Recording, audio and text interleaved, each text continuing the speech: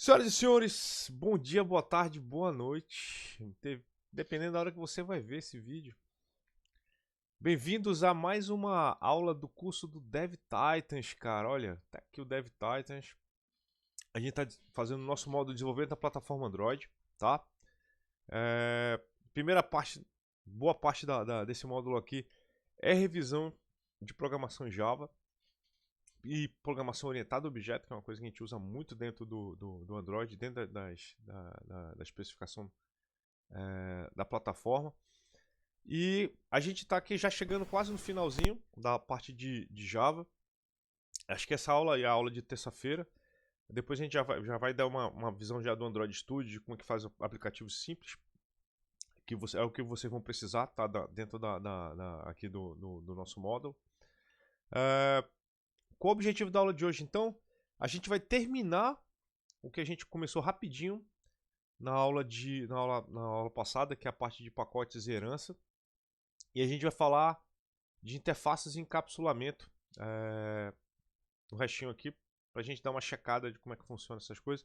E eu vou apresentar um exemplo aqui que a gente discutiu um pouco sobre ele. Tentei fazer um exemplo mais temático da parte de embarcado, tal, para fazer um pouco mais sentido. Mas serve para qualquer exemplo. E eu vou comentar alguma coisa sobre...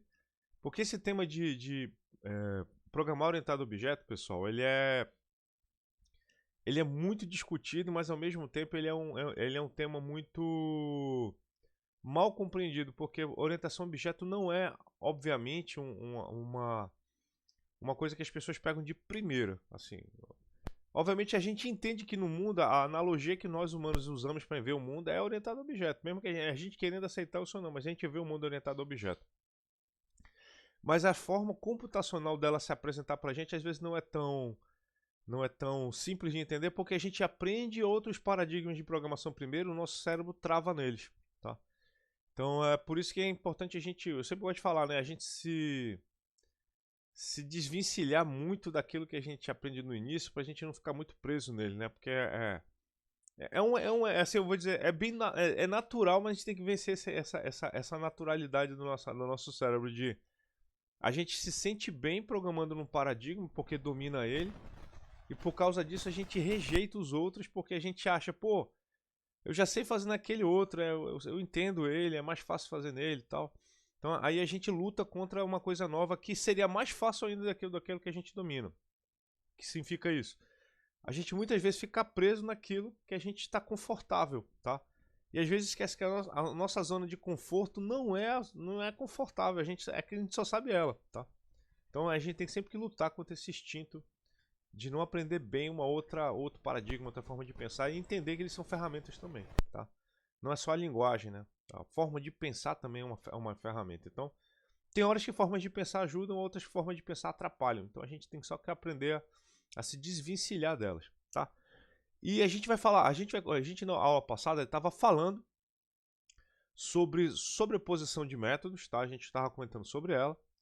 A gente ia começar a falar a gente tá falando aqui de cache, especialização e tal.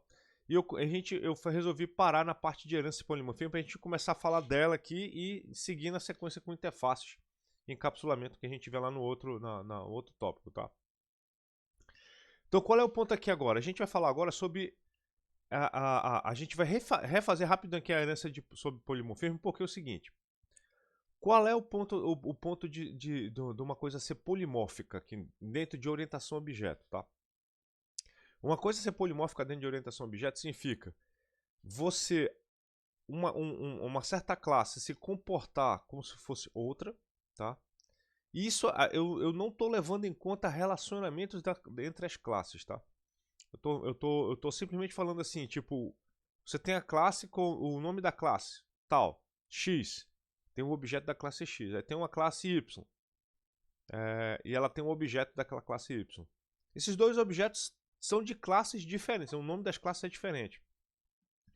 O que acontece quando a gente fala que existe um polimorfismo que está acontecendo? Quando você tem um parâmetro que recebe classe de um tipo e você joga classe de outro tipo lá. Numa linguagem de programação normal, isso dá erro. Tipo, eu tenho um struct e jogo outro struct lá. Vai dar erro. Mas na orientação a objeto existe uma observação para saber se essa classe aqui ela tem um comportamento que permite ela atuar como a segunda. Como aquele parâmetro. Ó, aquela classe recebe o parâmetro X. Eu vou jogar uma Y lá e ela vai funcionar. Ah, se aquela classe Y vai trabalhar, vai mudar o comportamento dela, vai se alterar ou vai ficar diferente para atuar como se fosse a X? Realmente vai acontecer isso. Mas isso aí tem obviamente as pegadinhas, tá? Na verdade, ela não está mudando. Na verdade, ela faz parte daquele cara ali, mas o nome é diferente. Mas essa mudança, ela trabalhar como se fosse outra, é polimorfismo. Então esse polimorfismo de herança acontece muito e quando ele é bem utilizado, ele permite que você faça código que seja muito portável. Então, lembrando, o objetivo de tudo aqui é fazer código portável, fazer código desacoplado. Essa aqui é a sacada de saber usar a herança bem, tá?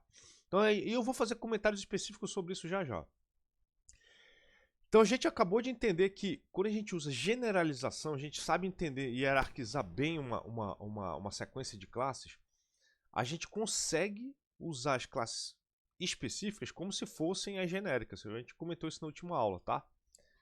Aí a gente entendeu o seguinte, o que eu comentei com vocês, uma coisa legal, que quando você precisa reescrever, você faz a sobreposição de um método específico, você fez uma implementação daquele método específico para aquela classe. A gente viu, né, a hierarquia dos bichinhos lá e viu, olha, tem um método aqui que precisa ser reescrito porque cada classe faz aquele de uma forma diferente, que era o método falar lá dos mamíferos, lá dos bichinhos, tá? Então a gente fez aquele negócio e a gente falou, pô, cara, os animais falam, mas nem todos os animais falam igual, então você tem que reescrever cada um deles direitinho, tá? Então, esse cara é o cara assim que daria mais trabalho de assim, dar um problema de manutenção eventualmente, porque você não poderia eventualmente chamar todos os métodos iguais, eu faria todas as implementações iguais, porque eles se comportam de forma diferente durante a implementação, tá? E aí a cada cara específico que você tem que criar, você tem que colocar um cara para ele. Então, quando você cria uma herança onde todo mundo que vai ser implementado vai ter uma implementação diferente, a herança ela deixa de ser uma forma de compartilhar código e ela passa a ser mais uma interface. Quando isso acontece, a gente prefere fazer uma outra forma de generalização. Eu vou comentar, não está aqui nos slides, vai ser um comentário que eu vou fazer com vocês, pegando até exemplo de um livro que deve estar aqui, eu abro o exemplo do livro e mostro para vocês como é que acontece, tá? Então, o que eu quero dizer, a herança ela só faz sentido mesmo de usar da forma como ela foi pensada em ser utilizada, quando você tem realmente um comportamento que ele se passa 100% das vezes bacana, sem muita manutenção pelas classes que você está implementando. Agora, se você tem a situação onde todo método que você vai implementar que herda um comportamento ele tem que ser sobrescrito toda hora, entendeu? Porque é diferente, você não está ganhando nada com a herança, especificamente, tá? A herança só está te servindo como uma interface. Só que você toda hora tendo que alterar comportamentos, tá? Então nessa hora você cria um problema de manutenção de código. Então nessa hora a gente vai usar o uso de interface, que vai ser o tema da próxima sessão aqui da aula de hoje, tá? Então a gente viu esse exemplo aqui, né? Então a gente tem, olha que interessante, né? A gente tem aqui um vetor do tipo animais, então da classe animal. Então, em tese, cada elemento que está dentro dessa classe vetor só poderia receber, se a gente fosse programar estritamente, corretamente, a classe pode receber objetos daquela mesma classe, objetos da classe animal, mas a gente está jogando cachorro, gato, papagaio, animal também, outro animal, mamãe, a gente está jogando um monte de gente aqui, tá? Que não são necessariamente dessa classe aqui. E todo mundo vai obedecer esse cara aqui, tá? Então, essa aqui é uma forma bem assim inicial, eu diria assim, é bem inicial para um aluno que está começando a programar orientado a objetos fazer isso aqui. O que é legal disso aqui? Vamos supor que você tem uma hierarquia de equipamentos, de sensores ou de placas, que você entende que existe um comportamento comum a todos eles que você precisa chamar, tá? Então, e esses caras estão numa hierarquia. Tipo, você tem vamos supor que você tem um sensor de temperatura, tá? Aí você cria a classe abstrata, sensor de temperatura. Aí você tem vários sensores de temperatura de vários tipos, de várias sensibilidades diferentes e tal. Eu não sei se vocês já brincaram com impressora 3D, ou programaram para ela. Eu brinco com esse negócio, acho que faz mais de 15 anos já. Desde que comecei a negócio de impressora 3D, eu criei a minha sozinho, antes de ter coisa pronta. Cara, um dos sensores mais assim, perigosos de ter uma impressora 3D é o sensor de temperatura, porque tem um sensor que fica na câmera, na mesa aquecida, e tem um sensor que fica na extrusora, para você medir. E tu tem que tomar cuidado, porque qualquer um dos dois, se quebrar, tu tem que desligar a impressora na hora, porque senão ele pode torrar tudo que está acontecendo na impressora. E eles são sensores que vão ter sensibilidades diferentes. O da mesa vai ter um e da extrusora vai ter outro, porque a extrusora normalmente vai com temperaturas mais altas. E você pode fazer um sistema mais abstratinho só para esse cara, para programar para ele. Então é um negócio bem legal de a gente usar. E eu digo, eu já fiz código que realmente funciona usando esse mesmo negócio, esse exemplo que vocês estão vendo aqui, tá? Então, a gente está vendo aqui o array de animal, ó, e ele está chamando o método falar da classe animal, especificamente. Mas como todo aqui mundo embaixo está na mesma hierarquia, está herdando os comportamentos, ele vai chamar, esse cara funciona. Eu gosto de dizer que herança é como se fosse um uniforme. Ele é bem legal nesse aspecto. Como é que funciona? Imagina uma empresa que tem um padrão de uniforme, tá? Todo mundo tem o uniforme da empresa, tal. Então, não importa o funcionário que você tem o uniforme da empresa, legal? Então, todo mundo que entra na empresa aprende o seguinte, cara, se alguém chamar você, pá, responde desse jeito, tal, você sabe que é aquela empresa, não sei o quê. E aí tem a diferenciação dos funcionários, dos cargos, por algum detalhinho, mas o uniforme sim é da empresa, tá? Então, basicamente é isso, herança. A classe mais abstrata, ela tem um padrão grandão do uniforme. Aí quando você vai especializando, vai aparecendo pequenas diferenças no uniforme, mas uma pessoa de longe olha, sabe que aquele cara ali é daquele tipo. Aquele cara ali, ele é um vendedor da empresa tal, porque ele está usando aquele uniforme. Então, esses caras aqui estão obedecendo mais ou menos isso, mas a brincadeira desse uniforme ele sabe que se tiver a base daquele uniforme, eu posso fazer certas perguntas para aquela pessoa. Se eu não for, eu não sei. Por que eu digo que os seres humanos trabalham desse mesmo jeito? Não sei se você já tiver essa experiência engraçada de você entrar numa loja e por acaso você está usando um uniforme ou uma blusa de uma cor parecida ou igual com a cor de um vendedor daquela loja. Aí tu tá lá vendo alguma coisa, tal, não sei o quê. Aí alguém cutuca de senhor, agora eu preciso de tal coisa. Eu falei, minha senhora, eu não trabalho aqui não. Entendeu? A pessoa naturalmente assumiu que você era um vendedor porque você estava com a mesma interface de um vendedor. Viu como é que nós humanos fazemos isso naturalmente? Tipo, o cara olhou pra ti, pô, aquele cara é um vendedor porque tá usando aquela interface. É a mesma coisa, pessoal. Se a gente olhar a hierarquia aqui, deixa eu voltar a hierarquia aqui do código, tá? Quando você tá com a classe animal, tu tá usando uma roupa. Aí todo mundo olhou com aquela roupa, assume que tu tem uma interface. Que interface é aquela? Vou perguntar o preço, vou perguntar onde fica aquele produto, tal, aquele negócio. Não importa se tu é um desses caras aqui, tu podia ser o diretor da empresa, o vendedor, podia ser o gerente e tal. Se você tá usando aquela mesma roupa, a pessoa assume, cara, aquele cara, ele consegue responder uma pergunta pra mim. E ele vai lá e faz a pergunta. Então, nesse exemplo aqui desse fórum aqui, desse laço aqui, tá acontecendo exatamente isso, tá? A pessoa veio aqui e perguntou de todos os animais que método é esse. Cara, fala todo mundo aí. Aí todo mundo falou. Sacaram? Então, isso é polimorfismo de inclusão. Isso é bem legal de você tipo, normaliza uma hierarquia com alguns métodos chaves que todo mundo naquela hierarquia tem que ter. Então, se você cria uma classe abstrata de uma placa que... Pô, todas as placas do meu projeto, elas têm que ter esse cara aqui. Vão ter esse comportamento base, depois vão ter específico. Mas você garante que todo mundo que for aquela placa, eu vou poder chamar tal coisa que ela vai responder. Então, por exemplo, Vamos supor que você está fazendo um mecanismo que tá fazendo... Você está montando um sistema. Esse sistema ele tem que ter um certo nível de robustez, tipo, ele tem que funcionar. E ele é um sistema que tem placas ou equipamentos de hardware que dão suporte um para o outro, tá? Aí você fala o seguinte, cara, eu tenho que fazer monitoramento desse hardware para ver se está tudo funcionando, se está com sobrecarga, tal, se eu tenho que fazer alguma coisa. Aí você fala, cara, todas as placas do meu sistema vão ter uma interface que vai me dizer a carga que ela tá de energia, a tensão, a amperagem que ela tá só passando e a temperatura que ela tá naquele momento. Aí, pô, não importa quem você cria, você pode chamar todo mundo get temperatura, get volt, get ampere, ela vai retornar. Então, você garante isso para todo mundo da tua hierarquia. Então, é uma forma de você padronizar esses acessos, tá? É um negócio bem legal de a gente fazer. Polimorfismo de sobrecarga, tá? Em vez de execução de um método pelo nome, vai ter um diferente parâmetros, polimorfismo de Rock, polimorfismo paramétrico, quando o método para ter mais parâmetros, sua implementação feita através de templates ou caixas genéricas em Java.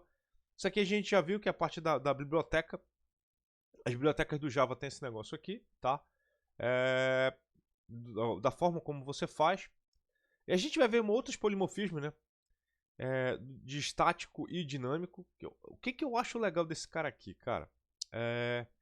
Polimorfismo em tempo de execução é muito utilizado quando a gente usa outros tipos de estratégia, tá? Quando a gente usa mais interfaces, que é o que a gente vai comentar aqui já já, tá? Hidden e Shadowing, cara, eu digo o seguinte, é legal você poder usar isso aqui? Deveria. Cara, eu não acho legal, eu acho bacana assim, quando você vai criar interfaces, classes, não sei o que, assim, se você está colocando o mesmo atributo nas duas classes, você está cometendo algum errinho de modelagem, tá? Esse tipo de coisa aqui, o Hidden Shadowing, eu acho que a gente consegue vencer ele com uma boa nomenclatura de variáveis, tá? Então, assim, eu acho que não é necessário fazer isso. Vocês se preocuparem com isso aqui. Isso aqui a gente vence com boa prática de programação. Uma coisa que tem que ser bem dito para vocês é o seguinte: a maior parte, assim, muitas características de algumas linguagens de programação orientada a objeto, elas existem para tentar evitar que uma má prática de programação cause um problema na codificação, tá? Então, basicamente, se você programa com boa prática de programação, cara, você evita 90% dos problemas que acontecem em alguns sistemas, tá? Aí a gente falando aqui Agora sim, vamos falar de coisas abstratas, né? Então tem classes que você pode definir que você não vai implementar elas. Essa classe literalmente é um contrato. O que é um contrato? Ela diz como é que as coisas vão ser, mas ela não diz como você vai implementá-las. Ela só diz o que, tá? O que precisa ter, o que vai ter. Mas como ela vai ser? Não, isso aí é alguém que vai implementá-la de forma concreta na sequência, tá? Então, essa definição, esse contrato mais alto, a gente o implementa de vez em quando, tá? Em algumas horas. Ela é bem interessante para definir. Assim, tipo, existem dois tipos de sistema quando vocês forem fazer modelos, tá? O primeiro sistema é aquele que existe realmente uma classe mais genérica. Ela existe aqui um elemento daquela classe genérica e existe outros da classe específica, do tipo, eu vou definir um carro simples, tá? Um protótipo de um carro simples, aí eu tenho, ele existe, tá ali, é o carro mais simples que tem, é todo pelado, não tem nada, então, tá ali aquele carro, aí tu dá o nome do carro lá, do objeto e tal. E tem carros que, é o carro de passeio, SUV, não sei o que, aí você vê, pô, eu tenho exemplares de todos os objetos da classe que existe lá no meu sistema. Só que tem outros sistemas que vocês vão fazer que são diferentes, que é do tipo, quando você for fazer um modelo, você só vai encontrar objetos no mundo real, ou dentro daquele ambiente que você está fazendo o modelo, dois caras específicos. Você nunca vai ver um objeto daquele cara mais genérico que deveria existir. Quando acontece isso, então o cara genérico é um cara que não existe, é uma abstração da nossa cabeça. Por ser uma abstração, a gente cria ele como se fosse uma classe abstrata. Você define a classe, mas não existe ela, não existe um objeto dela. Existem objetos de classes específicas dela. Eu gosto de dizer que o mundo animal como está nesse exemplo aqui, ele é desse jeito mesmo, tá? não existe um objeto mamífero. Assim, esse cara aqui é o mamífero, é o cara mamífero. Não. Existe uma espécie, uma coisa mais específica, tá? Que é um objeto que você junta vários objetos, assim, tem muitos objetos têm essa característica aqui. Eu vou criar um cara genérico aqui, mas ele não existe, ele é uma abstração, tá? Então, isso aí é o exemplo do que acontece muito quando a gente modela coisas no mundo real, é aparecerem classes genéricas, tá? Classes genéricas que não são instanciáveis. Então, essa classe abstrata é o que a gente usa. E a gente também tem esse negócio do método abstrato, tá? Que é você detectar que tem comportamentos que você sabe que todo mundo todos os objetos daquela classe vai ter, mas aquele cara você não está implementando ele. Você está só dizendo, olha, todo mundo que herdar, todo mundo que for genérico desse cara aqui, tem que implementar esse maluco aqui, porque todo mundo dessa classe tem, tá? Tipo, vertebrados. Não tem o objeto vertebrado, existe objetos bem específicos que têm tem uma coluna vertebral. Então, mas o que define a real definição daquela classe é a existência de um atributo coluna vertebral. Tá? Então é exatamente isso que está acontecendo aqui. Então da classe aqui, ele definiu que um exemplinho tem um abstract, class animal, e tem um abstract falar. Então esse aqui é o cara que a gente queria ver aqui. Ele vai definir um método. Esse método aqui é como se fosse literalmente uma interface, tá? Aí o importante, né? Classe abstrata não pode ser instanciada, já pela própria definição dela, tá? E elas precisam ser herdadas para ser usado. Tá? Então aí que é o ponto. Você tem que... eu quero fazer aquele cara? Pô, beleza, então eu vou criar um extend daquela classe. Aí aquela classe que estende a outra, aí pô, extensia, tá? Eu posso... Aí uma subclasse de uma classe abstrata só pode ser concreta. Se ela sobrepõe todos os métodos abstratos e fornece uma implementação para cada um deles. Caso contrário, ela também pode ser abstrata. Eu posso fazer uma hierarquia gigante de um monte de classe abstrata e só as folhas serem classes concretas? Pode. Na verdade, é assim que os biólogos fazem as coisas, para vocês terem ideia, tá? Cria uma abstração gigante e quando ele... Às vezes assim, o cara encontra um objetinho concreto de um certo negócio, ele vai puxando a hierarquia abstrata até chegar no cara que é conhecido de maneira abstrata, tá? Então, não é incomum você ter hierarquias abstratas e só as folhinhas concretas, tá? Não é incomum não, tá? No mundo do hardware, no mundo das placas, isso é bem comum. É a família. Família das placas, família dos sensores, não sei o que, tal. Você tem a família dos elementos, mas aí você vai ter, esse cara aqui é a família tal. Aí você tem uma sequência de sensores, sequência de processadores, sequência de plugs, não sei o que é daquela família. Mas aquele cara ali é abstrato, não tem um cara que é aquele cara, tá? Então não é incomum vocês fazerem bons modelos que vão ter essa característica, tá? Aí tá aqui o exemplo da classe abstrata. Aí você vê a outra classe abstrata, a do animal, aí você tem a classe mamífero. Aí da classe mamífero, aí você tem a primeira classe concreta, aquela da qual você pode realmente instanciar coisas, que é no caso aí o cachorrinho aí, tá? Então, esse é um exemplo bem legal de a gente entender como é que funcionam as coisas, para vocês não acharem que isso está muito diferente do mundo real. Não, o mundo real ele obedece mais ou menos isso aqui, não tem muito para onde correr não, tá? Aí a gente tem o seguinte, né? Tem o modificador final, tá? Então, qual é a brincadeira toda? Tá? O final a gente viu quando a gente é aplicado num atributo, lá no iniciozinho, quando a gente falou da linguagem Java, né? Em Java específico.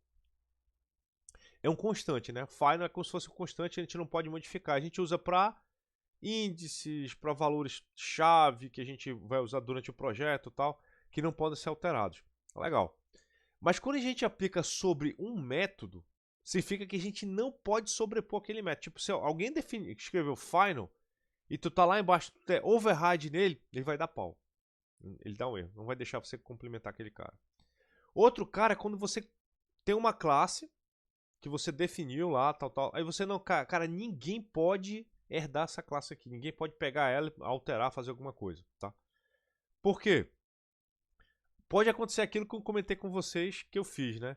De eu sobrepor um método, alterar um atributo que eu queria e fazer uma gambiarra dentro do código.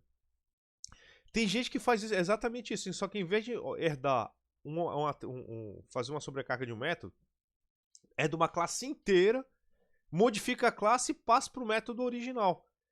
Como está usando sobrecarga, ou vai usar polimorfismo, aquela classe que recebia a classe original vai aceitar aquele cara. Mas o cara alterou tudo, porque ele criou uma subclasse, tá? Então, quando você está fazendo uma biblioteca, tal, você não quer que ninguém sobreponha as suas coisas, quer fazer alguma pilantragem e tal, o que você faz? Põe final. Se você pôr final, ninguém pode herdar aquele cara mais. Tá? Então, assim, a classe, obviamente, lembrando, não dá para fazer isso com classe abstrata, tá? Então, você só pode fazer isso com classe concreta. Se você definir uma classe e não quer que ninguém modifique ela por alguma razão, ela é uma classe estabelecida por algum conceito, uma regra de negócio, aí você coloca final nela, aí pronto, você fechou a implementação dela. Os objetos sempre vão ter aquele padrão, você sabe que não vai modificar, tá? Então é uma forma legal da gente ver isso aí. Aqui já tem um laboratóriozinho aberto para vocês aqui, que eu já tinha aberto na última aula, que é o de pacotes de herança, tá? E agora a gente vai conversar um pouquinho sobre interface. Mas antes de falar de interface, cara, eu quero vir aqui com vocês e falar de encapsulamento. A gente vai inverter aqui um pouco a ordem da aula de hoje. Por quê? Porque encapsulamento, em tese, é talvez o primeiro princípio de orientação a objeto que a gente tem que aprender, tá? Tanto que talvez eu vou fazer uma pequena mudança aqui nas próximas versões aqui, deve estar nesse material aqui, para botar o encapsulamento lá no iniciozinho. Assim, começou a orientação a objeto, a gente vai falar de encapsulamento primeiro e depois a gente monta os outros exemplos aqui, tá? Por que encapsulamento é importante? Porque o encapsulamento é o princípio da orientação a objeto que permite realmente o desacoplamento de classes e desacoplamento de objetos. Tá? É ele que permite isso. Se não tem encapsulamento, você está literalmente colando as coisas uma na outra, tornando a manutenção um pesadelo. Tá? Então, por isso que eu digo que encapsulamento é o cara que a gente tem que usar toda hora.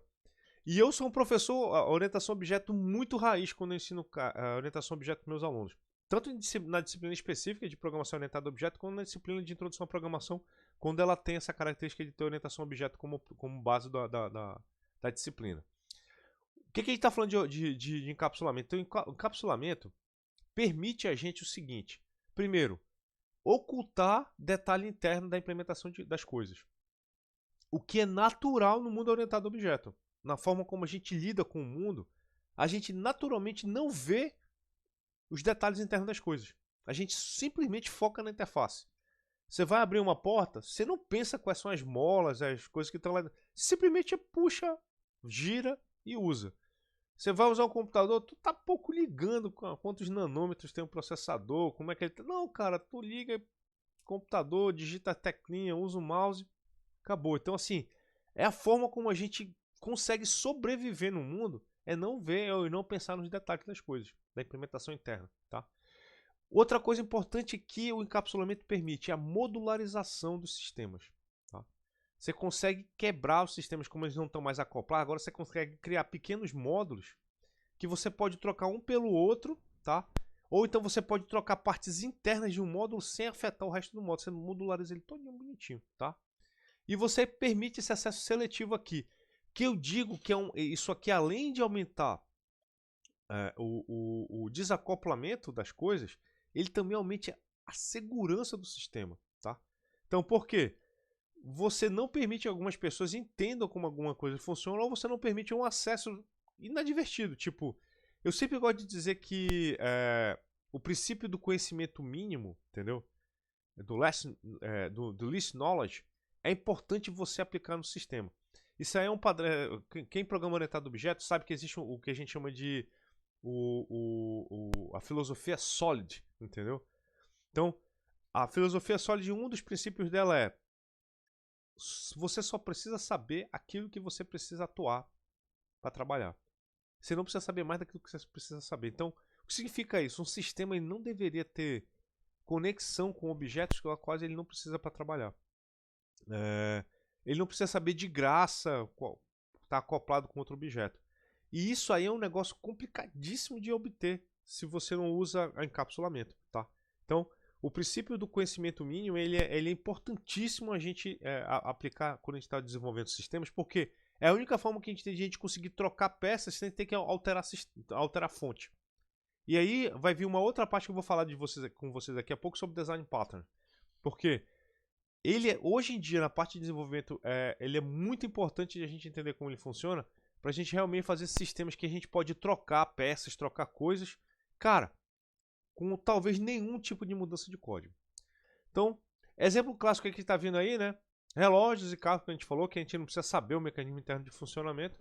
Eles funcionam direito, papai, a gente só usa a interface dele, tá? Aí, falando sobre ocultar detalhes, né? Impedir acesso, manutenção de código, usabilidade, tá?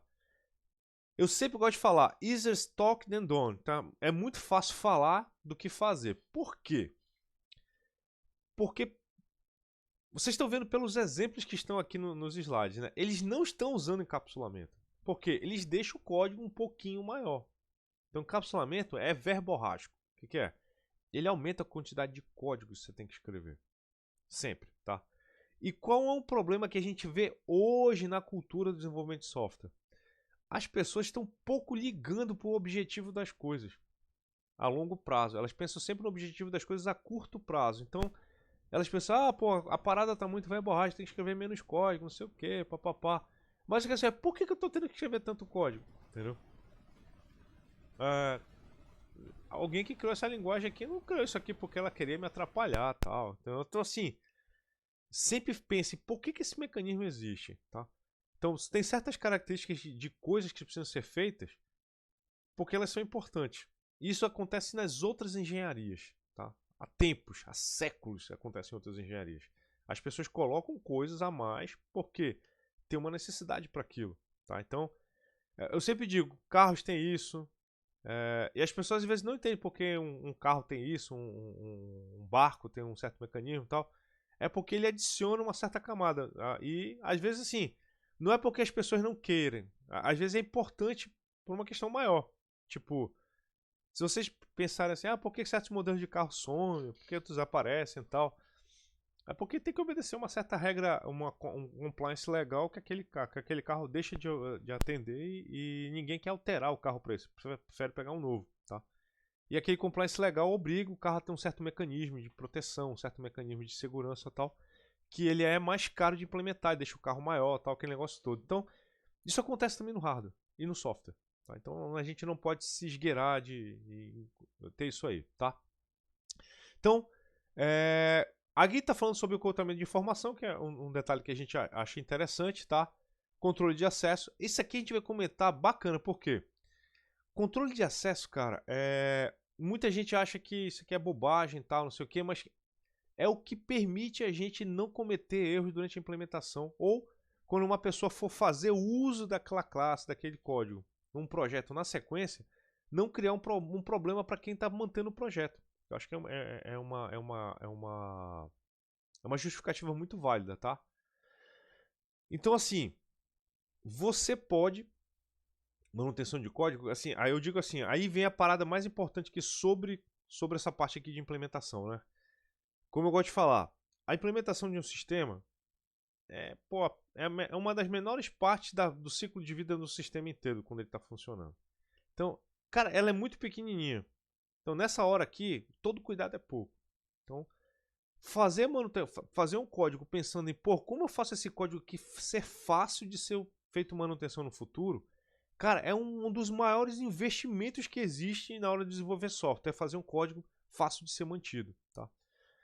Mas o ponto todo é, desenvolvedores júnior não sabem o que é manutenção de código. Eles não têm a mínima ideia do que é manutenção de código. Por quê? Eles não têm experiência. Então, por não ter experiência, eles não sabem qual prática de programação é danosa para a manutenção de código. Aí daí a necessidade de uma pessoa com experiência explicar esse conceito aqui, tá? Que é você saber fazer uma API que é capaz de esconder coisas importantes e deixar exposto somente as coisas que são legais, tá? Então, esse caso aqui é a hora que o sênior ele ajuda assim, mas ele tem que ajudar explicando por quê. Ele não só tem que ser assim. Ele explica por que a gente faz essa parada. E isso ajuda muito a reusabilidade. Porque o mesmo código que é feito em um certo lugar, você vai aplicando em vários outros lugares, cara, pô, de uma maneira muito legal. E isso aí vem muito de fazer um bom modelo, de você entender que aquele modelo ali pode ser reutilizado, tá? Então, tá aqui um exemplo bem bobinho, tá? De computador, processador, disco e tal. O que ele está mostrando aqui, tá? Então, esse cara aqui, se vocês olharem, ó, ele tem aqui o processador do tipo processador, memória do tipo memória e disco do disco. O disco aqui da classe disco. O que a gente está vendo aqui nesse caso aqui? A gente está vendo um objeto computador, que ele é um objeto que tem na sua composição outros objetos, tá?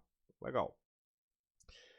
Esse tipo de acoplamento aqui, processador, memória e disco, a gente chama que é o maior acoplamento possível entre dois objetos.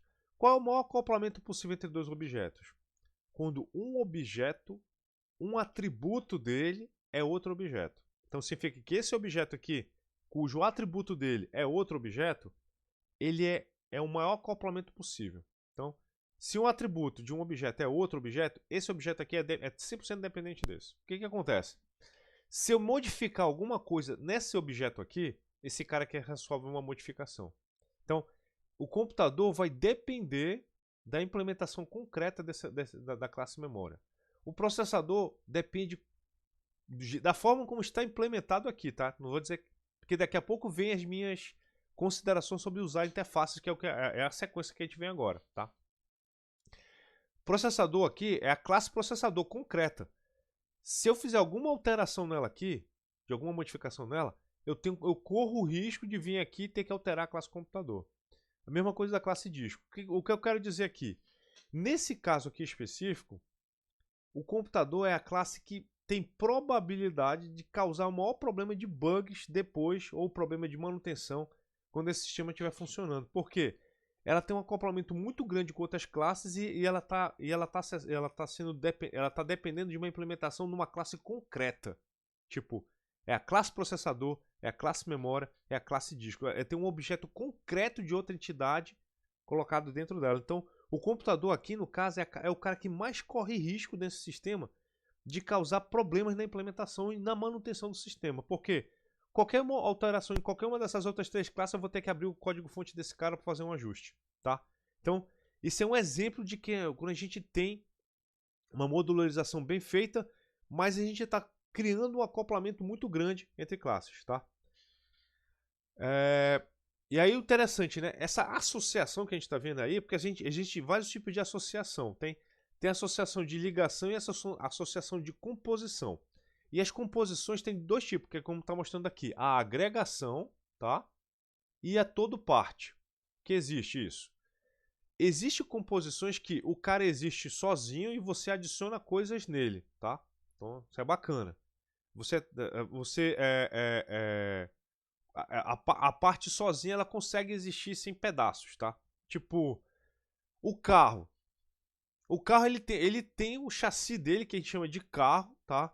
E ele tem partes que você adiciona. Você adiciona o motor, você adiciona banco, você adiciona pneus e tal. Mas o carro em si, aquele chassi, aquele bloco do carro, ele existe independente das partes dele, tá? E a composição é quando não tem parte. Tipo, se você tira todas as partes, só no cara. Exemplo, um time de futebol, tá? Time de futebol é engraçado. Ele só existe porque existe jogador. Se você tira todos os jogadores, acabou o time de futebol. É um outro exemplo de composição bem interessante pra gente lembrar. Se sair todos os jogadores, não tem time, tá? Então, esse é um exemplo que a gente pode colocar aí, tá? Da gente entender o que é a diferença entre agregação e composição, tá? Composição só existe se tiver as partes. Agregação tem alguém que é o núcleo, tá? E tem coisas que vão entrando que ajudam aquele negócio a ficar mais completo. Mas existe um cara, uma casca, assim, existe uma estrutura mínima para ele existir, tá? Deixa eu ver aqui. Papapá, perfeito. Aí, assim, na linguagem Java, bora falar sobre como é que a gente implementa encapsulamento na linguagem Java. Então, na linguagem Java, a gente tem a gente chama de modificador de acesso, tá? Esse é o primeiro ponto. Então é o Access Modifier, ou são as proteções. Tem gente que dá o nome que quiser, mas o acesso, assim, canônico, o nome que a gente dá canonicamente para esse negócio aí é encapsulamento ou modificação de acesso, tá? Então, em tese, basicamente tudo você que tem na linguagem Java pode ter o seu acesso modificado por um desses modificadores aí. Qual o ponto todo que eu gosto de falar? Apesar da linguagem Java, por definição, deixar tudo package, o ideal seria que você, quando estivesse implementando nela, pensasse. Estou falando de modelagem, tá, pessoal? Eu sei que na prática, no dia a dia, pouca gente vai fazer isso, mas o ideal é tudo fosse private, tudo fosse privado, aí você vai analisar caso a caso, atributo, método, para definir o que precisa ser diferente de private. O que pode ser protected? Pode ser acessado por subclasse. O que precisa ser público? O que pode ser package? Tá? Então, assim, eu acho que é bem interessante a gente entender esse tipo de análise, porque deixa de ser uma coisa automática sem pensar. Outros grandes problemas de manutenção de código que existe atualmente é a parte não pensante do negócio. Você não pensar na parada, fazer ela de cabeça. Simplesmente, vou fazer aqui do jeito que tá, do jeito que a linguagem deixa e tal. Tanto que vocês vão começar a ver uma mudança muito grande na forma como a linguagem de programação funciona atualmente esse chaveamento da forma como a gente modela as coisas. Tá?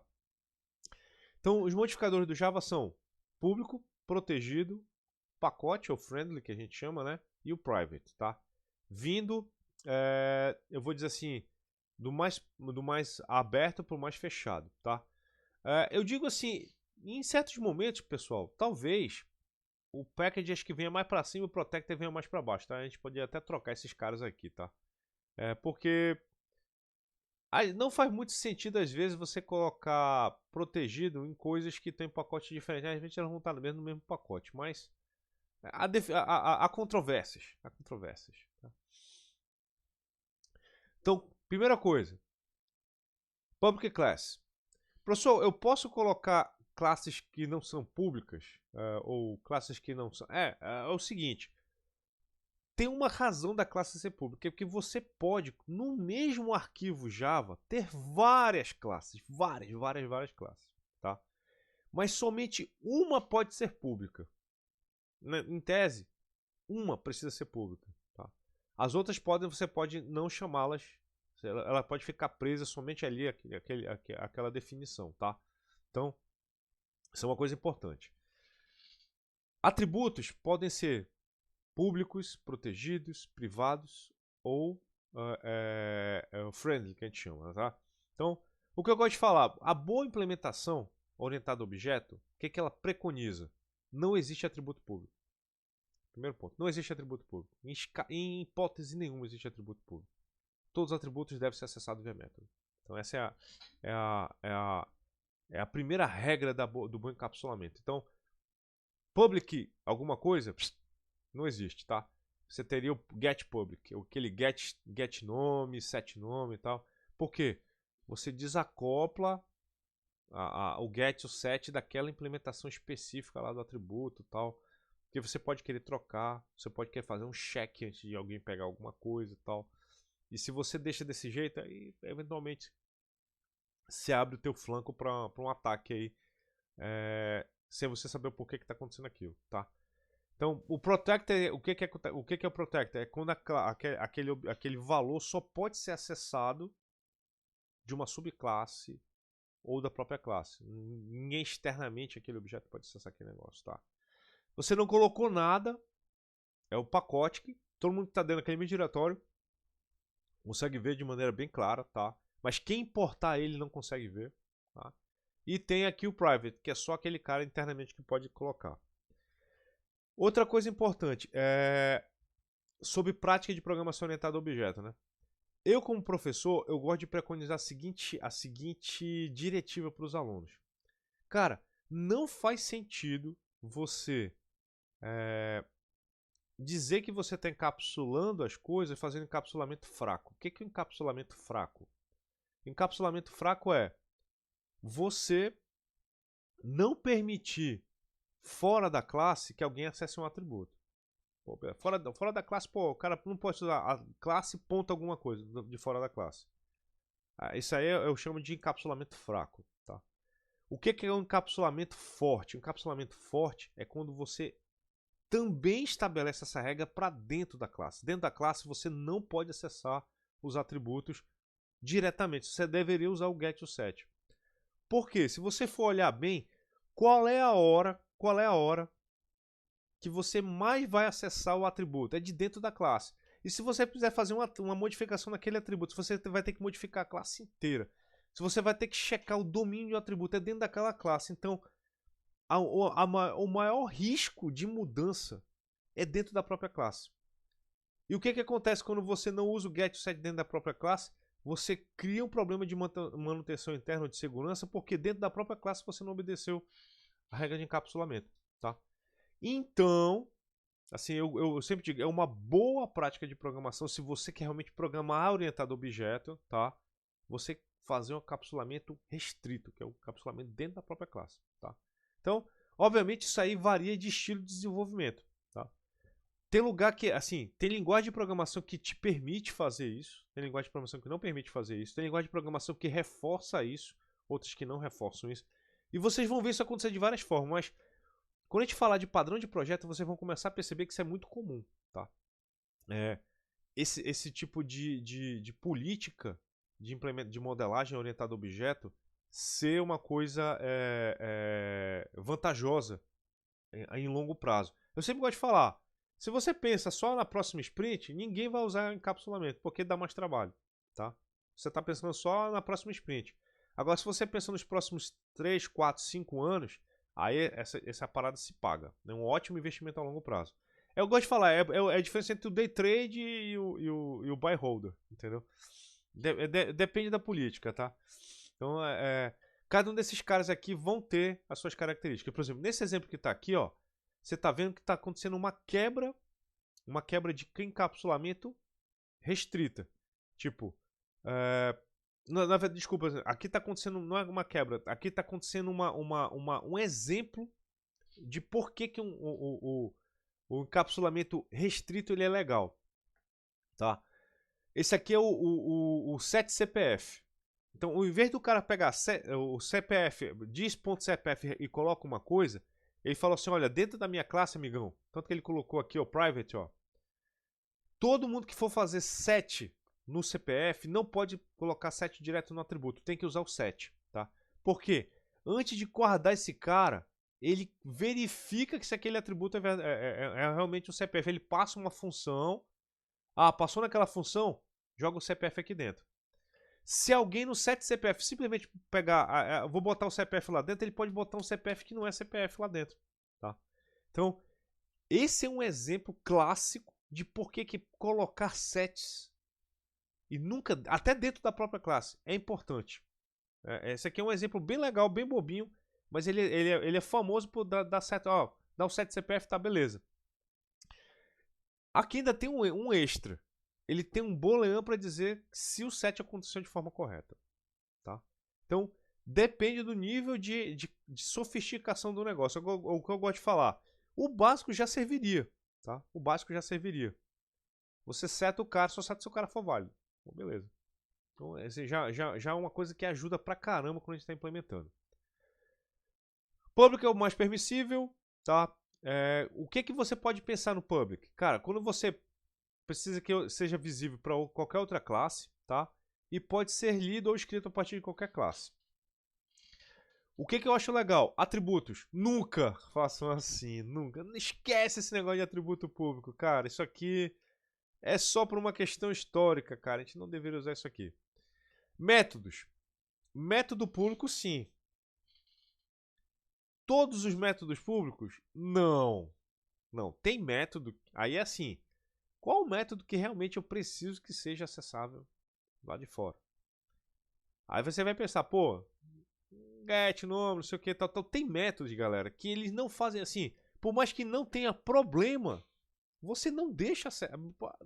Esse método aqui, eu gosto assim, cara, o único local que eu preciso acessar ele de forma pública, acessar esse cara aqui é dentro da classe. Private do cara, entendeu? Private do cara. eu digo assim, o cara tem que merecer ser público. É tipo o cartão, o cara tem que merecer aparecer, senão, cara, fica dentro, tá? Quanto mais você fizer isso, mais desencaixado você faz a sua classe das outras classes. É muito legal a gente começar a pensar disso aí da forma como a gente vê o mundo, tá? É bem interessante mesmo. Classes com público, qualquer outra classe. Aqui, como está falando aqui, né? Um arquivo Java só pode ter uma classe pública, que deverá ter o nome do arquivo, tá? Esse negócio de colocar muitas classes num arquivo só não é recomendado, tá? Pode. Em que situações você pode? Na hora que você vai passar um projeto para outro, quer fazer importar, não sei o que, tal, e às vezes é um concurso, tem que submeter um monte de código-fonte para fazer uma certa coisa, tal, aí beleza. Mas o ideal é que cada classe tenha o seu arquivinho, tá? Bonitinho. É a prática recomendada de modularização e organização de código, tá? Senão acontece aquela situação que eu gosto de falar, né? Quem se acostuma a programar com todas as classes num arquivo só, vai fazer uma modificação, um update, alguma coisa, sem querer, ao mexer numa classe, mexe em outra, só porque elas estavam no mesmo arquivo, aí causa um bug, tá? Então evitem isso. Quanto mais isolado, separado for, melhor para o seu projeto, tá? Modificador public está aqui, né? Então, public, distância, que significa que esse método aqui agora é público. Olha, a gente está na classe geométrica aqui, né? Pô, aí botou o carinha, tá? Esse cara aqui, ó, é o que eu tô falando, ó. A gente aqui tá alterando o cara de forma propositalmente quebrando o encapsulamento, tá? Então, esse caso aqui é o exemplo e a gente está quebrando o encapsulamento. Mas como o atributo aqui é public, aí pô, aqui não vai dar problema nenhum, tá? O protected é só para a galera que é da subclasse. Então o pessoal de fora não consegue ver, mas o pessoal da mesma da subclasse, com classe específica, consegue acessar esse cara, tá? Então esse cara é um cara que a gente usa assim de maneira paulatina, assim, a gente usa, eventualmente usa, tal, mas eu diria que ele é um cara que, para quem não está dominando ainda a parada, eu ainda prefiro que o cara use o private e a subclasse use getSets, daquele maluco ali, tá? Por quê? Em tese, os métodos é que deveriam ser private, os atributos continuariam sendo private. Quer dizer, o protected, os métodos seriam protected, os atributos seriam private, tá? Tá aqui um exemplo clássico, ó. Tá aqui a classe ponto, tá? E ela tem um atributo protected chamado z. Y, z e tal, coordenadas, tá? Aí, ó, esse caso aqui é um exemplo, ó, ele tá acessando todo mundo aqui. O x e o y, a gente já sabe que são pontos, né? E o z é protegido, tá? Nesse caso aqui, ele está conseguindo pegar todo mundo do mesmo jeito, porque esse atributo aqui, dentro desse cara, está funcionando desse jeito. Agora, quando ele está atuando do lado de fora, a gente está vendo aqui que quem só pode acessar esse cara aqui, ó, são as subclasses. Pelo lado de fora já daria problema se a gente tentasse fazer, porque ele já agora está protected. Então é uma forma de encapsular coisas, tá, galera? Tá? Quando a gente não fala nada no Java, aquilo que eu comentei nas primeiras aulas, né? A gente diz que ele é o friendly ou o default, tá? Você não fala nada, então todo mundo dentro daquele mesmo diretório, todas as classes que foram implementadas naquele mesmo diretório conseguem acessar aquele cara, tá? São visíveis todo mundo no mesmo pacote. Não acho legal deixar isso aqui não, tá? Eu acho, assim, sempre use ou explicitamente public ou sempre use explicitamente o private, o protected, tá? Ou package. Eu acho importante a gente não deixar o default, assim, implícito as coisas dentro da linguagem, tá? E esse cara aqui é o cara que eu diria é a coroa, é a joia da coroa, é o private, tá? Não deve ser acessado. Se classe for interna, dentro da classe pode ser private. Classes normais, top level, não pode ser declaradas como private, tá? O que é uma classe dentro de uma classe? É quando você tem uma implementação de uma classe que ela só é usada como atributo dentro de uma classe e nenhuma outra classe de fora usa, tá? Então, isso aqui é um caso muito específico, muito raro, tá? diga assim, que para o curso como esse aqui é mais para você saber que existe, do que a gente ter que ver um exemplo sobre isso aqui, tá? E aqui, o cara que eu mais gosto, a melhor forma de implementar o capsulamento é getSet. Tá? Então, tanto que você evita acesso errado e set errado com ela, tá? Esconder como a classe foi implementada, tal. Então, usar método getSet é a melhor prática de programação. Eu digo assim, tanto que quem já foi meu aluno, estiver na sala já foi meu aluno, sabe que eu digo assim, cara, se introdução à programação, o aluno entende o que é orientação a objeto e aprender a usar getSet, cara, eu já me dou por satisfeito, cara. Por quê? Ele é a base de todos os outros conceitos de orientação a objeto, de encapsular, de interface, de herança e tal. Se o cara não sabe usar esse getSet, cara, o Zeto todo nem faz sentido o cara aprender às vezes. Essa aqui é a melhor forma de aprender a orientação a objeto, é ensinar encapsulamento. Então, os métodos get retornam o valor do atributo e os sets alteram o valor desse cara. Só que o legal é, você pode criar uma lógica para retornar, você pode fazer uma validação antes de setar. Cara, isso para mim aqui é difícil para um aluno que está aprendendo a programar entender o valor disso, mas um cara que já é sênior, ele sabe qual é a carta na manga fantástica quando você tem o cara usando um get consistentemente. Por quê? Você pode melhorar, você pode validar uma coisa antes de retornar alguma coisa para o usuário, e você pode garantir que você vai armazenar uma coisa que está obedecendo uma certa lógica usando um set. Cara, isso aí não tem valor, cara. Por quê? Você impede que alguém que está mexendo no código, sem querer, faça uma barbeiragem dentro da classe, cara, e ninguém saber porque o cara não usou o getSet. Então, é fácil você fazer um verificador de código que procura se alguém andou mexendo no atributo fora do getSet, cara. Aí você pode até criar eu digo assim, uma métrica de qualidade, entendeu? Passou, o cara vai submeter uma coisa, isso aí normalmente a gente faz com CI/CD. O cara vai fazer um commit, ou ele faz um pull request pro teu projeto. A primeira coisa que tu olha, vai submeter uma classe pro meu projeto? Cara, usou o getSet? Dentro da classe, usou o getSet? Por beleza, pull request atendido, tá?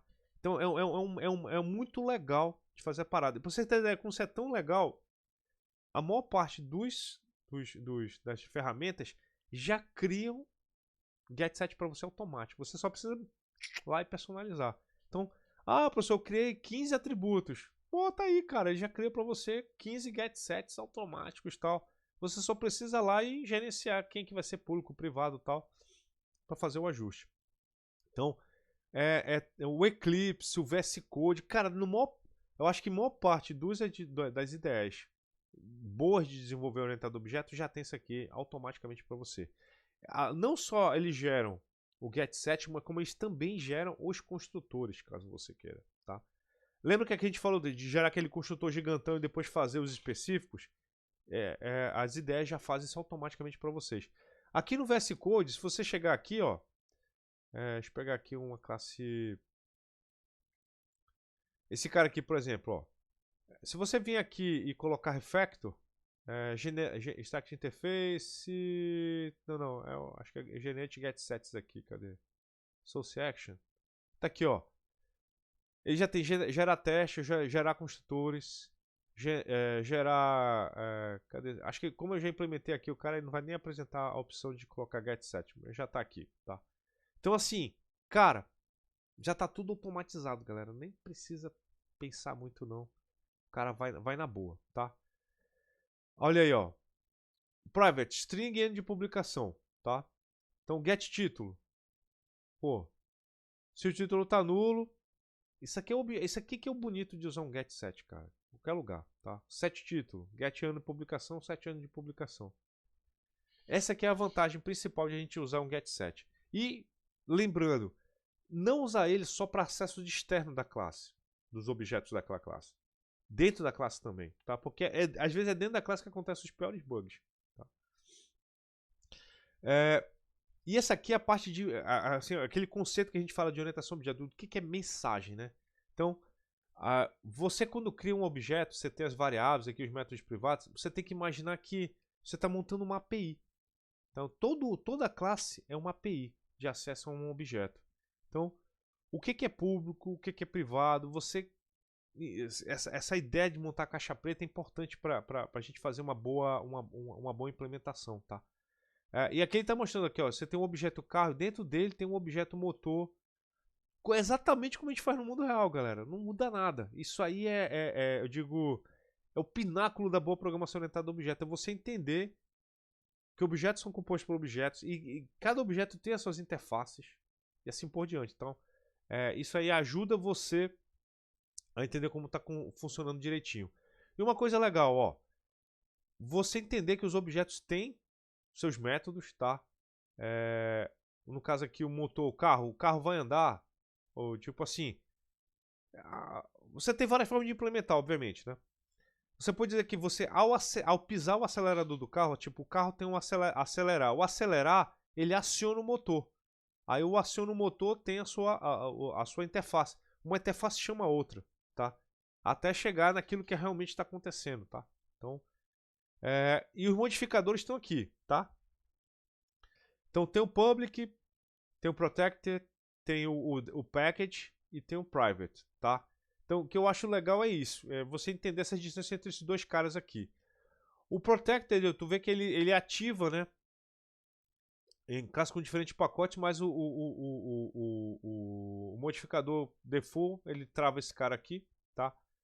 O private, eu diria, se você souber usar bem o private e o public, cara, o que você consegue fazer com métodos, você consegue mimetizar nesses dois caras aqui com bastante frequência, tá? Então, para mim, basta você entender a diferença entre o public e o private, cara, você já está acima de 90% das pessoas que programam orientado a objeto, porque elas têm dificuldade de entender isso aqui, ou elas acham que isso aqui dificulta a vida delas, que na verdade ela está ajudando a vida do desenvolvedor, tá? É importante. Bora voltar agora lá para o início que eu queria falar sobre interface, tá? Quando a gente entender o conceito de encapsulamento e de herança, tipo de encapsulamento, herança e polimorfismo, aí a gente pode vir para a interface. Galera, sem dúvidas nenhuma, esse é o mecanismo mais importante que vocês deveriam entender em programação orientada a objeto. É o mecanismo de interface, tá? Posso dizer para vocês até, se a gente não tivesse herança, esse cara aqui conseguiria cobrir quase 90% dos casos que a herança é usada. Interface. A gente perderia muito de reusabilidade de código, mas a gente ganha muito em expressão. Então eu digo assim, dominar a herança e dominar a interface é o que te torna um bom desenvolvedor orientado a objeto. 100% das vezes, tá? Então esse cara aqui, apesar de ser uma seção bem pequenininha, ela é gigante nas implicações que ela tem, tá? Então, primeira coisa que você tem que entender, interface é uma promessa, é um contrato que você vai fazer, que você precisa seguir. Interface, e ela é legal, ela é um contrato entre duas partes. Entre a parte que vai usar a interface e o contrato da pessoa que vai fornecer a interface. Tá? É um contrato, está aqui no meio. Por quê? O contrato vai dizer o que esse cara precisa ter. Então, quem implementa, se obriga a implementar o que precisa ter. O cara que vai usar assume que a interface, quem implementa a interface, fez aquilo que a interface diz. Então, é um contrato entre eu vou assumir que a coisa que eu vou usar está pronta e aquele cara, eu assumo que vou implementar ou eu vou fazer tudo que todo mundo que assuma aquela interface espera que esteja feito, tá? Então, se eu fosse fazer, como ele está dito aqui, a comparação é como se fosse um monte de método abstrato. Você não tem classe abstrata, você só tem um monte de métodos abstratos. Então, uma interface, na verdade, é uma definição de uma classe abstrata sem atributo. Ou sem falar classe. Você só diz o seguinte, cara, quem implementar esses métodos aqui, você pode se chamar de tal coisa. Tá? Então, é como se fosse eu falei para vocês que a classe, né, a hierarquia é como se fosse uma blusa com um certo negócio e tal. Imagine que agora a interface fosse só o boné, tá? É só o boné. Não importa a blusa que tu tá usando. Se tu estiver usando aquele boné, você consegue fazer aquela coisa para mim. Então, É uma brincadeira que eu acho muito legal de falar para a gente conseguir entender a diferença entre hierarquias e uma interface, tá? Interface é mais simples, tá? No Java, interface define só comportamento. Isso é uma coisa importante de lembrar. Mas, em outras linguagens, as interfaces podem ter um poder de expressão maior. Eu digo assim, para mim a interface suprema é a interface do TypeScript. Tá? TypeScript é a interface suprema, porque ele define também atributos. Tá? Ele é capaz de definir atributo também como classe. Assim, se uma interface em TypeScript diz que você tem que ter tal atributo, vai ter que ter tal atributo. Tu tem tal método? Tem que ter tal método, tá? O Helmut pode ser tipo o checklist que deve ser complementado para algo que seja assim. Exatamente. Exatamente, Helmut. E o bacana no TypeScript é que não importa, cara, a classe, não sei o que tal, tem um atributo tal e tais métodos implementados, tu obedece àquela interface. Por mais que você não diga que você é tal interface. É muito louco. Eu digo que o TypeScript ele tá na implementação de orientação a objeto suprema, assim, da parada. Tanto que eu acho perigoso o cara aprender TypeScript primeiro.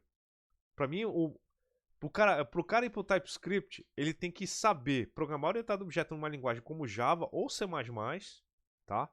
Não vale Python. Python é outra linguagem que é muito poderosa, mas ela assume que você tem que saber programar outra linguagem antes, tá? Por quê?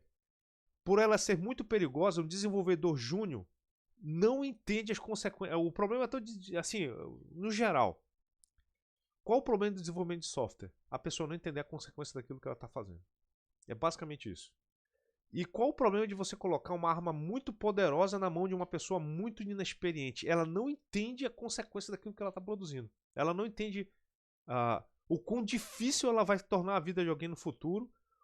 E esse alguém no futuro pode ser ela mesma, tá? Ela não entende as consequências de uma coisa mal feita. Ela acha que ela está fazendo um negócio legal, mas ela não está entendendo porque ela não tem experiência para entender aquilo. Então, por isso que eu acho legal quando a gente está aprendendo a desenvolver software, aprendendo uma linguagem bem fechadinha. Tipo C++, Java, Go, até, diria. Eu estou aprendendo Go e Rust, entendeu? São duas linguagens bem interessantes, tá? Mas as linguagens mais antigas, elas têm essa característica de ser mais fechadas. Entendeu bem esses caras, aí você pode ir pro campinho aberto. Porque aí, cara, você vai manjar pra caramba das coisas. Aí você vai entender as consequências daquilo que tá acontecendo e tal. É bem legal mesmo, tá? Então, olha o legal de uma interface. Interface pode ter método estático, método default, métodos privados e constante estática. Constante estática é o valor do pi, o valor do número de Euler, uma taxa de correção, alguma coisa do tipo assim, que precisa ser aberta e precisa existir para poder o método funcionar legal, tá? Uma classe que implementa uma interface, todo mundo tem que implementar aquela interface. Ponto. Se você diz que implementa interface, todos os métodos que estão definidos nela têm que estar presentes na tua implementação, tá? Interface não é instanciada, interface é implementada. Mas qual é o bacana da interface? Se você implementa aquela tua interface, você ao mesmo tempo pode ser colocado em dois lugares nos métodos. Nos métodos que tem o nome da tua classe, nos métodos que você herda e nos métodos que implementa aquela interface. Você pode ser jogado como parâmetro em três lugares diferentes, você sendo uma classe só, mas você tem três apelidos, que eu acho muito legal, cara. Uma classe abstrata diz um conjunto de classes obrigatoriamente implementar umas métodos abstratos. Uma classe abstrata, o que ela te obriga? Ela te obriga a ter aqueles métodos implementados, tá? Mas o ponto todo é, você é obrigado a ter uma hierarquia quando você usa a classe abstrata. A interface ela não te obriga a ter hierarquia. Na verdade, ela não te obriga a ter nada. Simplesmente ter comportamento. Isso aqui que eu acho que é o maior poder da interface, tá? Então, não precisa ter classes relacionadas. E aí é que vem um ponto que eu gosto de falar. A gente usa a hierarquia realmente quando existe um relacionamento semântico entre os atributos da classe, né? Entre os objetos. Semanticamente tem um relacionamento entre eles atributos. São os cachorrinhos, vários cachorros iguais, não sei o que, classe cachorro, tá? Semanticamente eles têm uma coisa em comum. Agora, às vezes, as coisas vão ter A única coisa que elas vão ter algo em comum é o comportamento delas, mas elas são coisas diferentes. Eu gosto sempre de comentar isso. Por exemplo, você tem um motor a combustão e você tem um motor elétrico. Cara, eles não têm nada a ver, cara, a implementação deles. Eles não são da mesma família. Você tem a hierarquia dos motores a combustão e tem a hierarquia dos motores elétricos. Cara, eles não têm nada a ver. Não tem atributo. A única coisa que eles têm igual no final é que eles geram torque numa coisa que roda. Acabou, cara. Eles não têm nada a ver. Eles são, não são nem de hierarquia. Não dá pra chamar de motor. Entendeu? Igual. Eles são coisas realmente diferentes. Eles têm interfaces iguais no final. Mas eles vieram de coisas completamente diferentes uma das outras. Então nasceram de ideias diferentes. Então, esse é o ponto do que a gente entende como semântica, tá? E é a hora que a gente consegue fazer o sistema ficar desacoplado. É quando a gente chega nesse ponto de entender essa semântica separada. Tá aqui uma classe. Aqui tem um exemplo de desenhável, mas aqui eu vou passar para o meu exemplo para vocês verem, tá? O que eu fiz aqui? Vamos lá, vamos primeiro olhar a figurinha aqui do que eu montei para vocês aqui. Então vamos olhar aqui. Aqui o que a gente fez? Ó, se vocês olharem o I, são as interfaces, tá? Então o que está acontecendo aqui? Eu criei uma interface chamada dispositivo. Então, é um contrato. Para ser dispositivo, tem que ter um ID, tem que ter uma descrição, tem que ter um comportamento chamado inicializar e um comportamento chamado desligar. Legal? Aí o que aconteceu? Eu vou criar agora uma classe chamada dispositivo base, tá? Que é uma classe concreta. Legal? Desculpa, uma classe abstrata. Então, ela é um contratão, tá? Então, tem o atributo ID. Vocês estão vendo aqui que tá tudo menos aqui. Que significa que é tudo atributo privado, tá? String booleano. Para todas elas, vocês estão vendo que tem atributos públicos. Tem métodos públicos que são os getSets, tá? Então, e tem um getID, getDescrição, isinicializado, tal. Aí tem os métodos que eu gosto de fazer, que são os métodos semânticos. Uma coisa é o atributo, mas nem todo atributo semanticamente faz sentido. Porque às vezes o atributo ele é um estado, e você não modifica um estado, você tem uma ação lá fora. É o exemplo do tipo, o motor de um carro, ele está ligado e desligado. Mas você não liga o motor de um carro, você dá uma partida no carro. Esse é o método que uma pessoa de fora vê, ela dá partida. O método da partida, ele troca, ele chama o método ligar motor. Então, você não acessa diretamente o getSet do cara. Você tem um método que realmente a interface do cara. Então, esse exemplo aqui está simulando isso, tá? Aí a gente tem aqui um cara que é um atuador e outro cara que é um sensor. Quem entende um pouco de hardware aí já sabe a diferença entre os dois, tá? Ótimo, legal. Então, a gente tem um atuador aqui que ele tem um objetivo de ele liga e desliga, que são as coisas que atuam, então, liga e desliga, e tem sensor, que sensor só lê, tá? Então, professor, eu não sabia disso. Você tem que saber, cara. Você vai mexer com hardware, tem que saber a diferença entre atuadores e sensores, né? Vamos lá. Então, aqui tem um LED que é um atuador. Então, ele liga e desliga, tem o ativar e desativar. Porque ele tem um atributo ligado e desligado, e eu tenho os métodos interfaces dele. E eu tenho um sensor de temperatura, tá? Que ele tem a última temperatura que foi lida, legal, tá? E tem o get, última temperatura, sétima temperatura, e tem a leitura, que é o método interface, tá? Vamos dar uma olhada aqui na implementação deles, então, assim, como é que ficou aqui. Então, agora eu vou colocar aqui a interface sensor, tá? Então, aqui é a interface sensor. Você vê que a gente implementa ela. Public Interface, sensor, extends dispositivo, tá? Bora dar uma olhada no dispositivo aqui, ó. Então, a gente tem um dispositivo. Então, o que a gente pensou aqui? Que a gente tem uma classe bem alto nível, tá? Deixa eu voltar aqui de novo. Voltar aqui no meu desenhozinho aqui. Tá aqui o dispositivo, tá? Então, esse cara aqui é o cara mais alto nível de todos, tá? Então, a gente imagina aqui que no dispositivo a gente tem a interface getID, getDescrição, inicializar e desligar. Tá? Então esse cara aqui é o mais alto nível da parada. Então, qualquer coisa que é um dispositivo, vai ter um ID, vai ter uma descrição, tem um método inicializar e desligar. Qualquer dispositivo do meu sistema aqui. Então, é uma coisa que vocês já podem pensar em modelar no sistema de vocês. Cara, o que você imagina que todo o hardware que tu tiver no teu sistema tem que te devolver? Cara, ele tem que ter um ID único e tu tem que saber o que ele é. Tem que ter uma descrição. Todo dispositivo, não importa qual seja. Pô, então todos os dispositivos, não importa que classe eles sejam, eles têm que me retornar a descrição deles. E eu tenho que poder ligar e desligar eles. De alguma forma. Você pode fazer esse controle. Legal pra caramba, tá? Voltando aqui para nossa interface sensor. A interface sensor, ela herda. Professor, as interfaces podem ter esse negócio de herança? Podem, elas devem quando é necessário, tá? Então a interface sensor, ela estende a interface do dispositivo. Então, todo sensor tem que poder ligar, desligar, tem um ID e uma descrição. Todo sensor, tá? Só que ele tem um a mais. Por ele ser um sensor, ele tem que ler valores. Legal. Bora ver o atuador.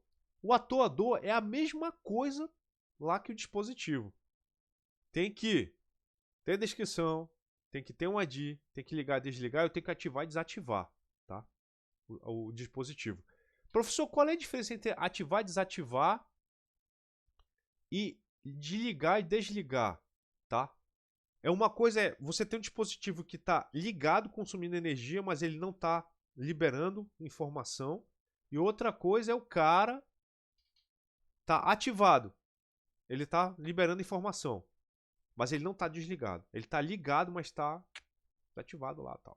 Então tem essa diferença entre você liberar informação, tal, e o cara continuar ligado, tá? Isso não é incomum vocês observarem isso em alguns sistemas, tá? Para vocês entenderem. Porque às vezes você pode querer desativar e desativar alguns sistemas, mas aquele cara continuar energizado por alguma razão. Você precisa dele continuar ligado, tá? É um exemplo da gente ver. Às vezes é para medir consumo, é para verificar. Eu quero desafogar certa coisa. Cara, desativa aquele cara ali rapidinho. Ele continua, liga de novo. Porque às vezes ligar é um processo que demora. Tá? Então às vezes a gente não tem interesse em desligar uma coisa. Só desativar ela por enquanto, tá?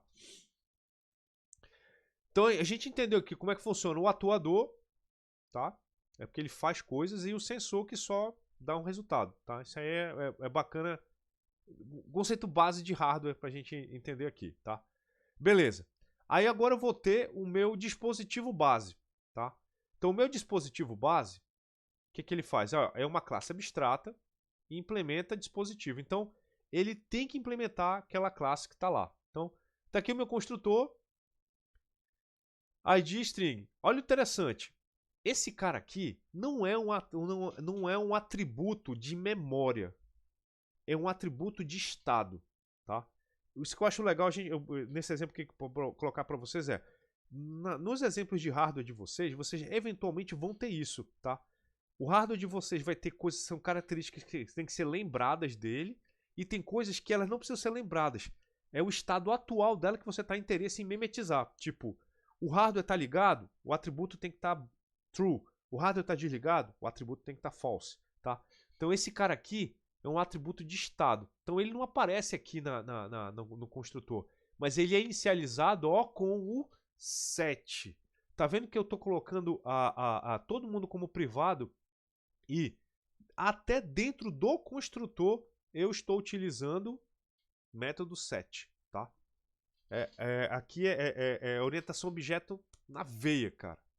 Aí tá aqui, ó, getID, setID, getDescrição, tá? SetDescrição, tá? Exemplo, ó, aqui eu não estou deixando uma pessoa permitir que alguém passe um ID nulo. Ó, esse é o legal de você usar um set, cara. Olha a ideia de usar um set bacana aqui, tá? Você não permite. Alguém tá na praia, vou botar nulo aqui. Ei, garotão. Não pode, entendeu? Esse negócio que eu fiz aqui, a gente vai ver na próxima aula. Eu tô criando uma exception especial, tá? Olha que bacana, professor. Mesma coisa aqui na descrição, ó. Não pode ter descrição nula ou vazia. Cara, tem que ter uma descrição, meu irmão. Deixa de preguiça. Uma paradinha bacana aí e tal. Tem a parada? Pô, beleza. Sete o cara, tá?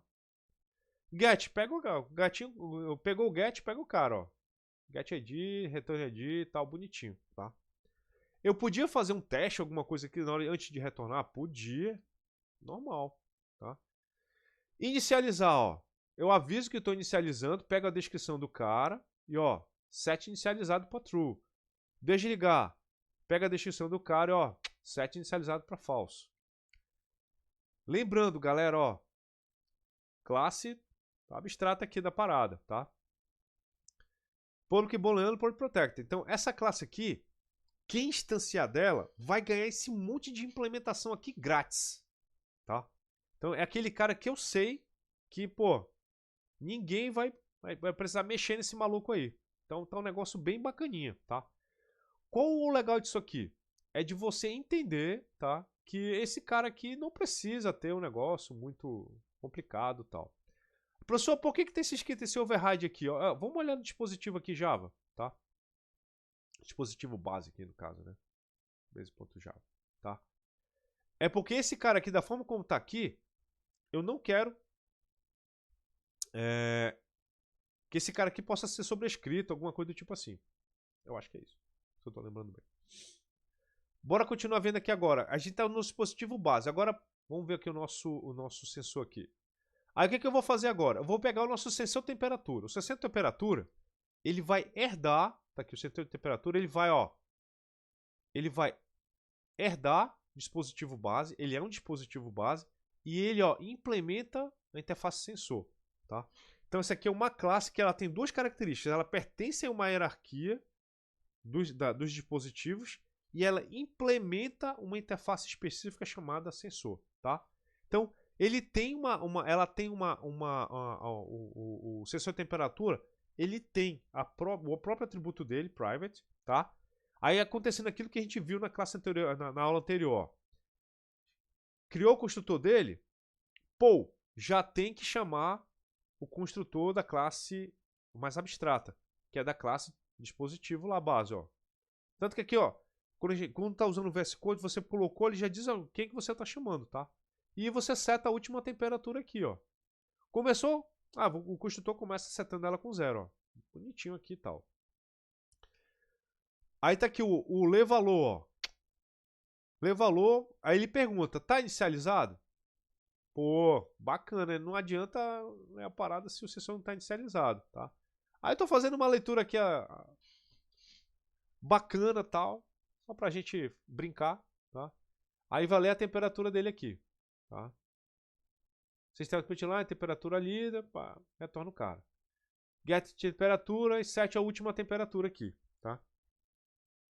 Então, olha o bacana aqui, a gente fez uma brincadeira aqui de ler o cara, tá? Então esse ler valor aqui é mais para fazer uma zoeira. A gente vê se está checado, seta a temperatura usando o set, tá? E retorna a temperatura pro cara, tá? Então é uma leitura de valor. Então, seta a temperatura e retorna a temperatura para quem chamou ele. Então essa última temperatura que foi lida fica aqui dentro do cara. E o nosso LED, que é o nosso atuador, aquele cara que a gente liga e desliga, ele tem aqui um atributo boolean, que é o estado que ele está atualmente, tá? Cara, eu vou falar para vocês, numa reencarnação anterior desse módulo aqui de Android, eu implementava esse cara aqui, a gente ligar e desligar o LED dentro de uma aplicação Android. Cara, não é muito diferente do que está aqui não, para vocês terem ideia, tá? Tá aqui o construtor do LED, chama o super, o LED começa desligado, ainda bem, tal. Aí tem uma ativação dele aqui que a gente liga, ó. Tem a desativação. Então lembrando, ó, aqui é aquele ponto de a gente falar, de a gente ativar o cara, mas ele não está inicializado. Ou desativar o cara e o cara não está inicializado, tá? É como se está com energia. A parada assim, o circuito está energizado, tá? Alguma coisa do tipo assim. Tá? Aí você ligar e desligar só se ele estiver ativado, se ele estiver disponível, alguma coisa do tipo aqui. E o método getSet tradicional tá aí, ó. Bem bonitinho, tá? Dessa forma como tá aqui. Professor, por que você usou o diz aqui? Porque por acaso aqui eu usei o mesmo nome de atributo e tal, mas eu poderia ter usado estado. Daria do mesmo jeito, tá? Aí, como é que tá a nossa classe main aqui? A nossa classe main, o que eu venho aqui? Tem o método estático, que é aquele que eu falei para vocês que funciona bem direitinho, tá? Aí eu vou ligar o sensor, eu vou dar um new, ó, sensor de temperatura. Aí eu passo o ID e passo uma descrição para ele, bem bonitinho aqui, tá? Passo o LED, dou o ID do LED, a descrição dele, LED, tá? Aí, ó, olha o bacana agora. Eu inicializo eles, agora eles estão... Eu posso acessá-los agora, utilizar direitinho. Aí dou a temperatura aqui do LED. O LED, eu pego esse temp aqui, que é esse double aqui, e vai ler o valor da temperatura. Se a temperatura estiver acima de 25 graus, ele vai ativar o LED, o sensor. Então, se o sensor me avisar que a temperatura está acima de 25 graus, ele ativa. Se estiver abaixo, ele desativa. E no final, eu desativo os sensores, tá? A gente roda aqui o cara, ó. Então, ele leu, ele ativou, então aqui ó, inicializando, ele diz que tá, qual dispositivo ele está inicializando, qual a temperatura que foi lida, aí ele desliga o LED e depois desliga os sensores. Deixa eu rodar de novo um número aleatório aqui que vai dar, ó. Aí o próximo número aleatório que deu 26 graus, ó. Aqui tava dando 20, agora deu 26, ó. Aqui ele tinha desligado, agora ele ligou aqui, tá? De vermelho e assim por diante. Então, isso aqui é um exemplo legal da gente ver como é que a gente organiza, principalmente nesse mundo de quando a gente está trabalhando com hardware e com placa, tá? Porque a gente tem esse monte de cuidados que a gente tem que ter, energizar, não sei o que, com a interface que a gente vai usar, definir bem o comportamento das coisas, por exemplo. Essa parte de atuador e sensor é uma coisa interessante de você saber, porque isso aí é uma coisa que você mimetiza, tipo, quais são os sensores que eu vou usar no meu sistema? Ah, vou usar um sensor de... vamos supor que vocês vão fazer um controlador de alguma coisa móvel, tá? Normalmente ele vai ter um sensorzinho de proximidade, tá? Se você for fazer um carrinho. Vamos supor que vocês vão fazer um carrinho que está lendo, vai seguir um caminhozinho no chão. Tipo, tem uma cartolina branca, você faz uma fita isolante, ele vai seguir a fita. Ele vai ter um sensorzinho de luminosidade, para ver se ele está lendo a fita ou não, tal. Aí você vai ter os atuadores, que são os motores, tá? Então, ele, tipo, tá lendo um negócio, vem para um lado, ele atua no motor de um lado, não atua no motor do outro, tal. Então, os motores têm essa característica. Então eu acho que é um exemplo legal de a gente ilustrar de como deve funcionar o pensamento orientado a objeto nessa hora, tá? E aí vocês estão vendo aqui, pô, é o que eu coloquei sensor de temperatura, mas podia ser bilhão de outras coisas, tá? Então, os sensores estão bem bonitinhos, então é um projeto bem simplinho de exemplo para vocês entenderem como a capacidade de expressão da orientação a objeto é importante quando a gente está mexendo com sistemas, tá legal? Galera, era isso que eu queria apresentar na aula de hoje, tá? Esses conceitos aqui são importantes. Então eu abri aqui mais tem até eu abri o laboratório de exceções para quem quiser ver. Já deixei também aberto aqui o slide para quem quiser ler alguma coisinha e tal. Na próxima aula a gente vai falar sobre as sessões, e as sessões é uma aula bem legal, tá? Para quem trabalha com o que vocês vão trabalhar no Android, saber lançar a exceção correta para você identificar erros e tal. Cara, é primordial, então eu acho bacana quem conseguir vir para a aula, tá? Já está aberta para quem quiser ver, quer adiantar alguma coisa e tal. E na quinta-feira que vem a gente vai começar com o Android Studio, a gente apresentar a interface dele, porque está toda hora mudando, então eu vou pegar a última interface, como é que está funcionando, pegar os projetinhos para a gente começar a entender como é a base para fazer um projeto simples no Android Studio, porque não precisa ser um negócio muito complicado não, porque vocês precisam aprender no modo. A ideia é que vocês aprendam a fazer uma interface para aquilo que vocês vão implementar dentro do hands-on de vocês. Então não precisa ser uma coisa altamente app da vida não, tá? Mas é interessante vocês entenderem isso aqui. Galera, espero que vocês tenham gostado da aula, tenham aprendido alguma coisa interessante, divertida. Vejo vocês terça-feira lá nos grandes laboratórios do Dev Titans. Quero agradecer o Matheus aí pelo suporte aí. Pessoal, bom final de semana a todos aí e boa diversão. Valeu a todos. Obrigado. Beleza, valeu, professor. Obrigado aí, mano. Valeu. Valeu, professor. Valeu, pessoal. Valeu, professor. Valeu, Boa tarde, professor. também. Valeu, galera.